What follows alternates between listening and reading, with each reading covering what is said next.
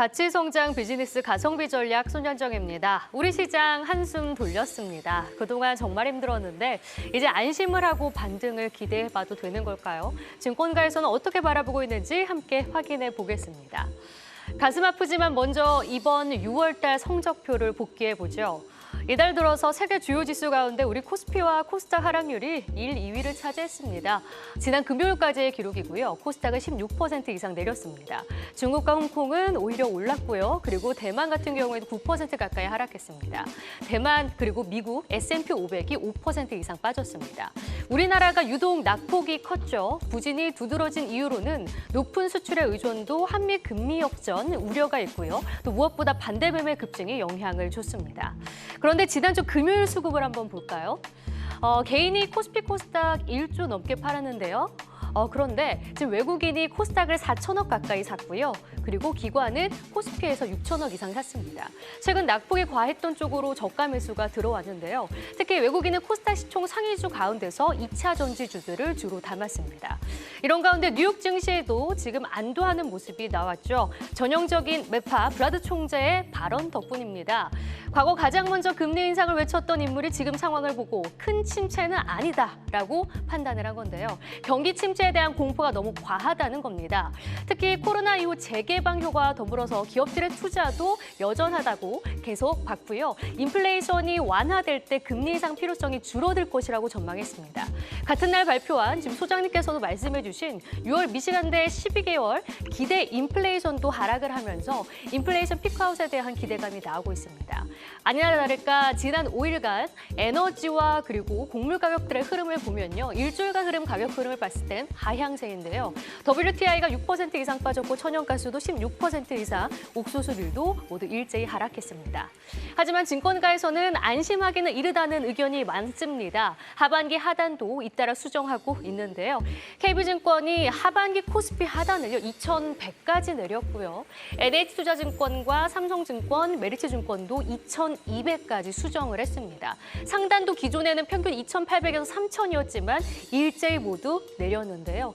이번 주 전망을 두고는 또 의견이 엇갈립니다. 가치받길 이어질 것이다. 아니다. 국내 주요 경제 지표가 발표되는 만큼 주의는 필요하지만 박스권 정세 아니면 반등 구간이다. 이렇게 의견이 엇갈리는데요.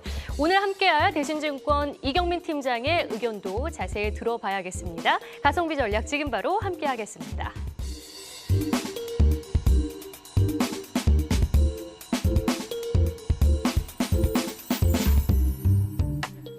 그 브리핑 잘 들었습니다.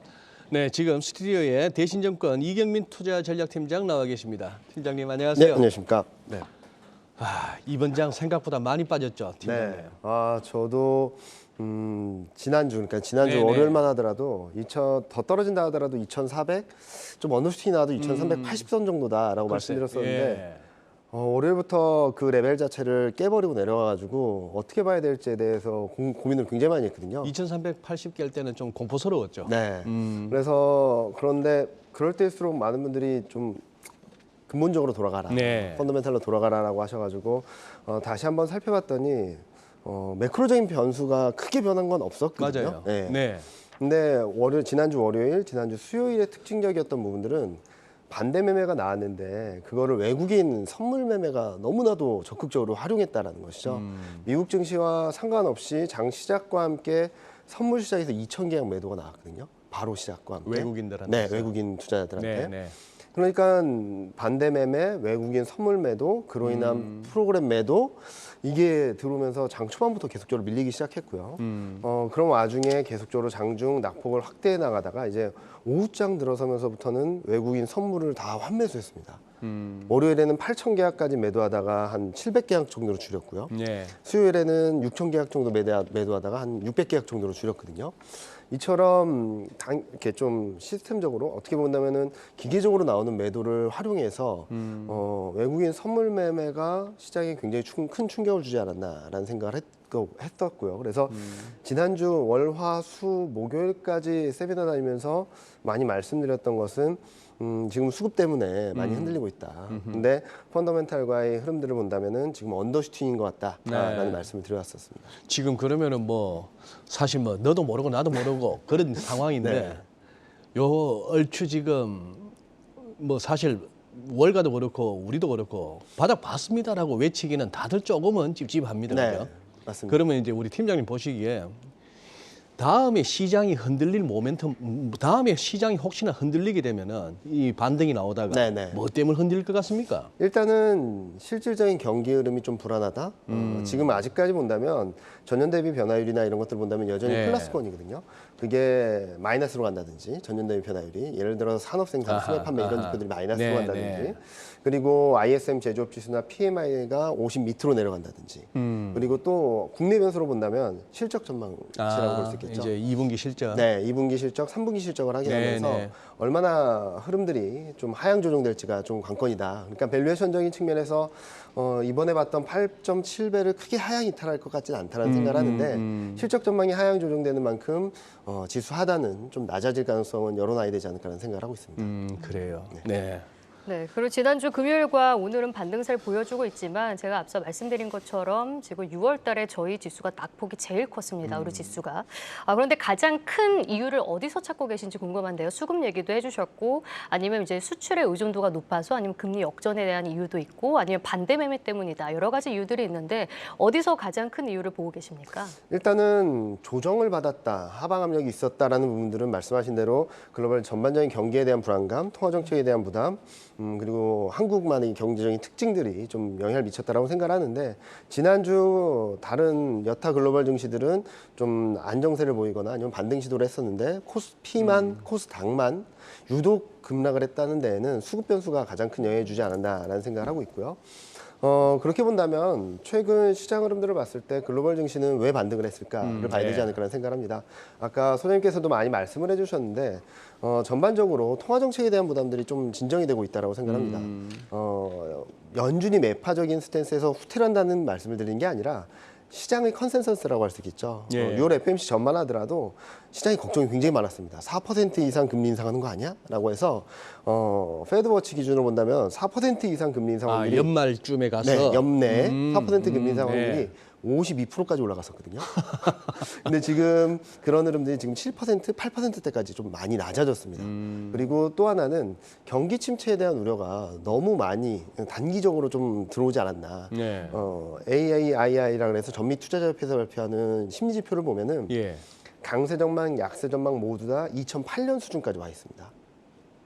굉장히 무슨 말씀이지 그게? 그러니까 투자 심리 지표가 2008년 수준이라는 거죠. 투자 심리가 네, 그만큼 금융 시스템이 붕괴되고 경기 네. 침체가 있었던 상황까지 심리가 먼저 가 있었다라고 볼 수 있겠죠.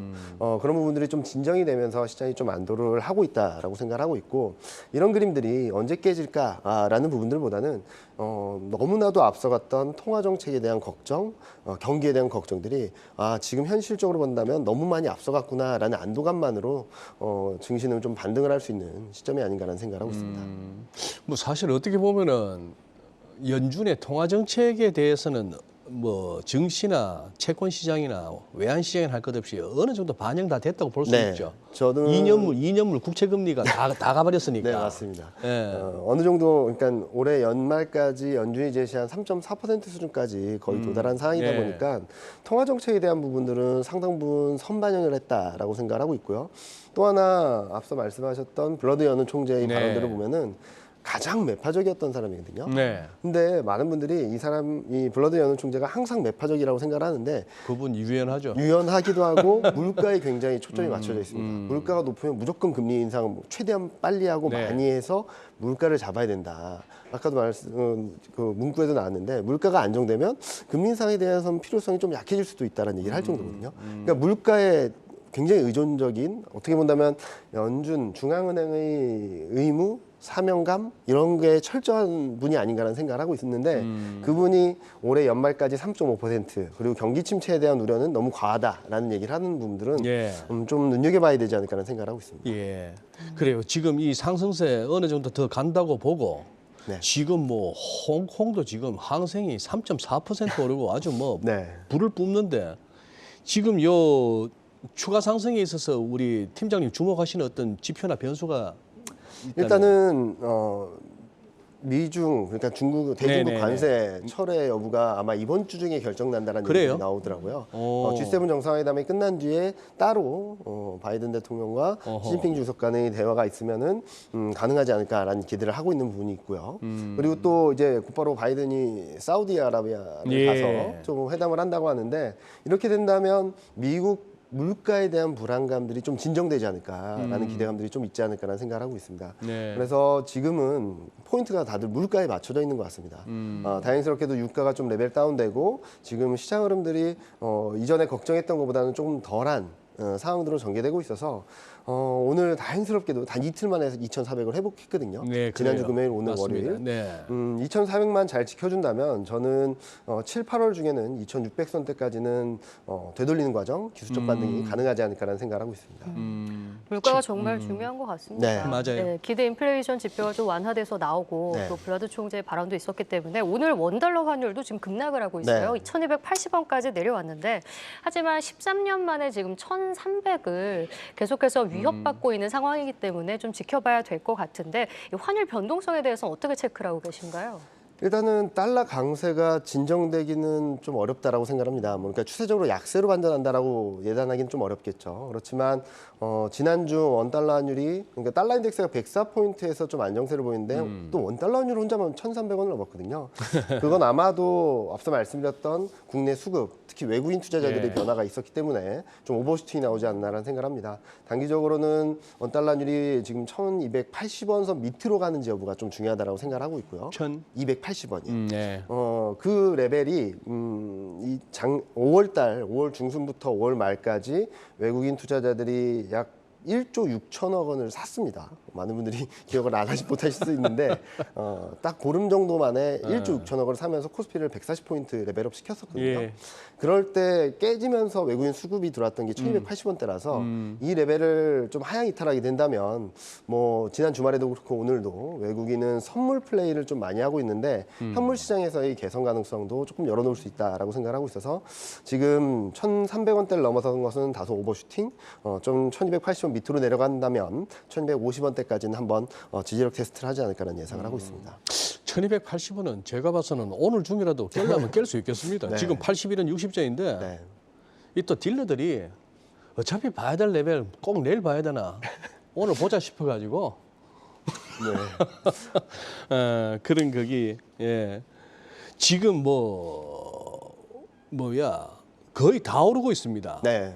오늘 같은 날 못 오르면 좀 속상하죠. 참 속상하고 뻘쭘해지는 종목이긴 한데 이 게임주들이 못 가네요. 의외로. 네. 자, 근데 지금 어쨌거나 우리 팀장님 네. 이 다 가고 있는 와중이긴 합니다만 그래도 뭔가 좀 업종을 좀 한번 압축을 해본다면요. 투자 전략까지 한번 제시해 주시죠. 일단은 단기적으로 좀 많이 빠졌다라고 한다면 뭐 낙폭 과대주라고 볼 수 있겠죠. 네. 굉장히 많습니다. 많아요. 코스피들이 부진한 업종들을 따져본다면 굉장히 많은데 그 중에서도 아직까지 실적이라든지 모멘텀들이 살아있는 게 반도체, 자동차, 2차전지, 인터넷 이런 업종들이 아닌가라는 생각을 하고 있습니다. 지금 현재 본다면 오늘 같은 경우는 자동차가 급반등을 하고 있고 네.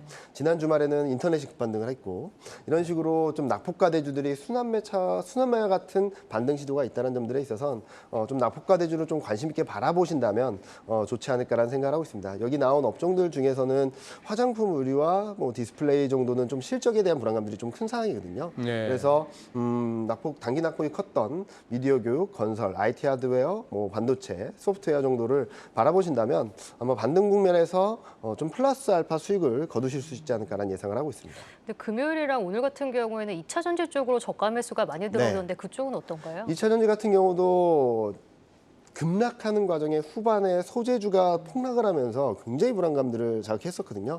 야, 이제는 2차전지 소재주까지도 급락을 하는구나라는 생각을 했었는데 그런 그림들이 수급 변수에 의한 변동이었다면은 충분히 회복할 수 있는 과정이다라고 생각하고 있고요. 또 세트업체를 본다면 대형주자라고 할 수 네. 있겠죠. 가장 저평가된 종목 업종 중에 계속적으로 피킹이 되고 있습니다. 그러니까 지금 인터넷, 반도체, 2차 전지가 낙폭과 대주로서 계속적으로 최상위권에 위치해 있거든요. 네. 이런 업종들을 한번 바라보시면은 좀 좋지 않을까라는 생각을 하고 있고, 이 업종들의 반등세가 계속되는지 여부가 아마 이번 기술적 반등의 고점을 좀 가늠할 수 있는 흐름이 되지 않을까라는 예상을 하고 있습니다. 예, 알겠습니다.